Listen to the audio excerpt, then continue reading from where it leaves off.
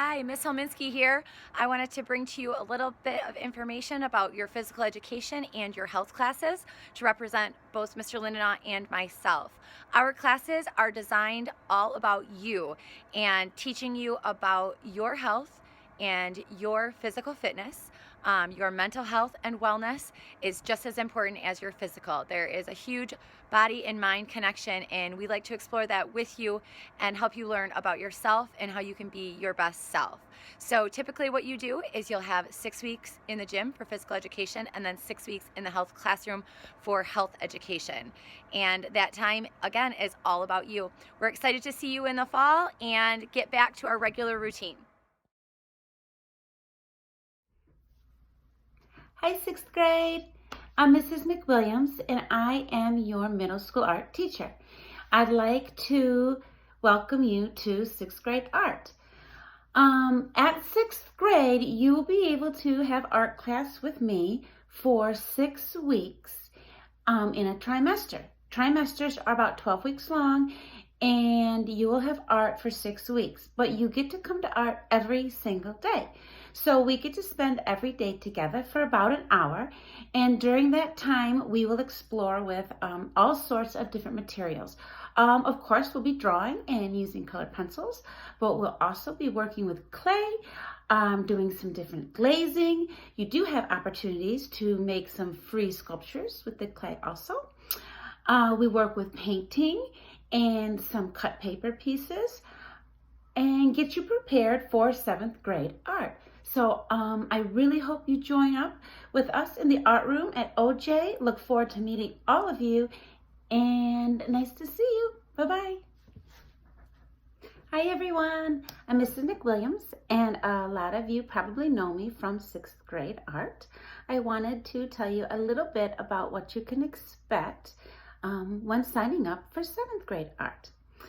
In 7th grade, we will spend an entire trimester together, so it is twice as long as it is in 6th grade, which is wonderful. It gives us a lot more time to explore deeper into some of the materials that we use in 6th grade, and I introduce some new materials and new techniques to all of you.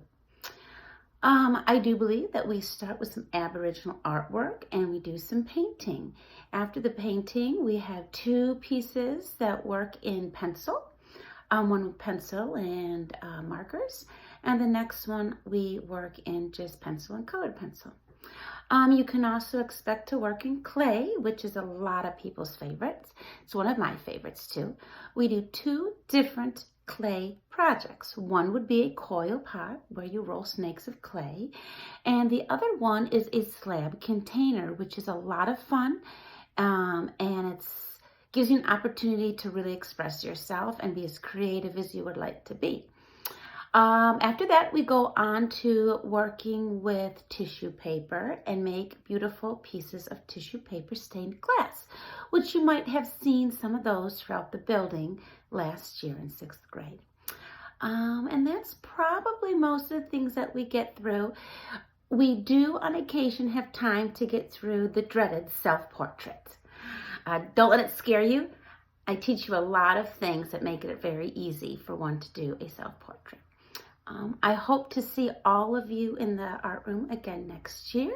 And if I didn't have a chance to have you in class in 6th grade, I really look forward to having the opportunity to meet you in 7th grade. Bye-bye now.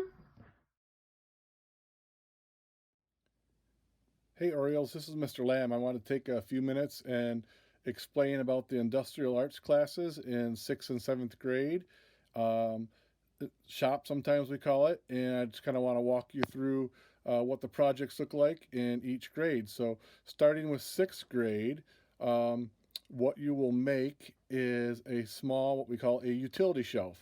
And the utility shelf is something right here.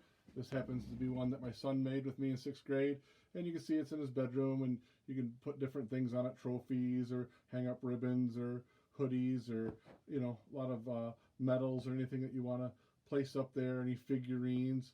And again, it hangs on the wall, and you can decide how you want to mount that on your wall when you get home. All right, we'll move on down to the 7th grade project. And some other things that we do in 6th grade and in 7th grade is we learn about the different tools. We spend some time measuring, and of course we learn about the machines as we make our project. So down here we have 7th grade project. And these are, again, 2 stools that my sons made in 7th grade with me. And you can see how you can do some wood burning or engraving on there when you're all done. These have been used a lot in our basement for a lot of different things. You can see, there's water stains on there. The kids put their drinks on it. They put their TVs on there to do video gaming. And these stools fold up. So I can kind of show you here how they fold up, and then obviously they open back up into a stool. And in 7th grade we do the same thing. We'll go through some different measuring techniques, learn about different tools, and also spend some time learning about different hand tools. So I hope this gives you a little bit of an idea of what we do in 6th and 7th grade, and see you next year. Hi everyone, I'm Keith Kuczynski. I'm the Director of Bands at OJ Middle School, and I'd like to give you some information about our program. Our program starts in 6th grade, and students may choose from 4 instruments to start with, and those are flute, clarinet, trumpet, and trombone.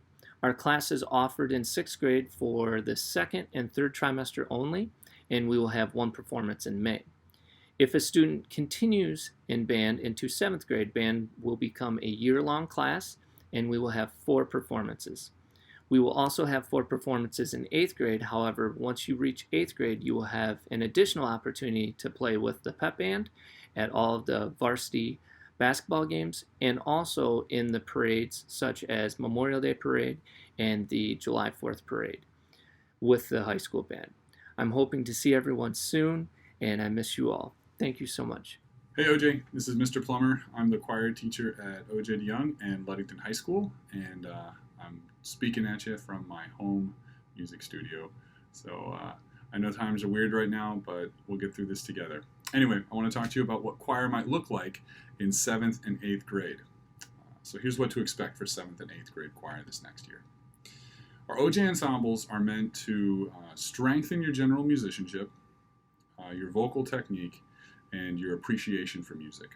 So you should expect to do things like warming up, singing songs, listening to lots of great music, talking about lots of great music. Now the other skills that you'll be working on are your general musicianship skills. So those are things like your understanding of how music works. That's how the music theory, right? Or the science of music. There's the history of music. This is the when, the where, and the why of a particular song being written and about the lives of the people who wrote them. And there's also the development of your own music philosophy. So we'll explore together what music is, why music is, and why better understanding it will make you a better person. So there are a few things in life, that you can do for the whole of your life. And in choir, and singing, and the love of music is really one of those things. So, join choir. I promise you won't regret it.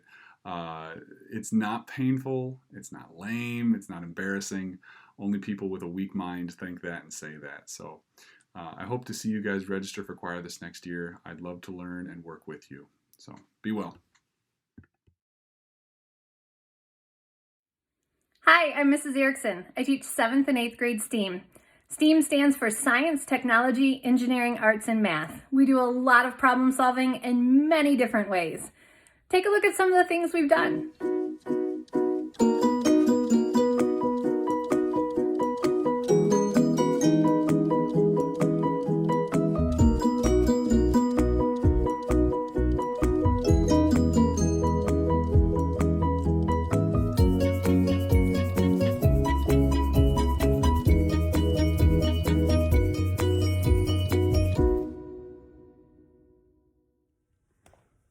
Welcome, future 6th grade OJ Middle Schoolers. I'm Mrs. Schindeldecker. I teach the best class ever, which is science.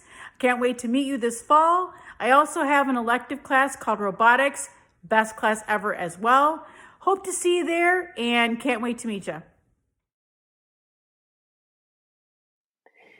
OJ students have the opportunity to take a technology class in 6th grade that teaches a variety of skills. We usually learn these skills using school laptops so that students have a chance to practice using a device other than the iPad. However, there are lessons in which students use the laptop and iPad at the same time to work efficiently and creatively. And sometimes students learn new skills on their iPads that they didn't already know.